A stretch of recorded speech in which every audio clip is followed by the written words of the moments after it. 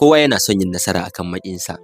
Babu shakka yin nasara akan idon maƙiyi da kuma wani wanda ke tantama a kanka da kuma wani wanda ke tunanin cewa ba za ka iya ba, suna ɗaya daga cikin manya-manyan abubuwa waɗanda suke sa zuciya farin ciki mara misaltuwa a cikin rayuwar nan.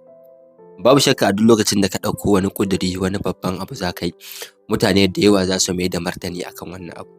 Wasu za su nuna rashin jin daɗin su akan dan me za ka yi, wasu za su nuna ba sa so ka yi wannan abu ba don komai ba, sai dan ba sa so ka yi nasara ko kuma ba sa so ka samu wannan abu.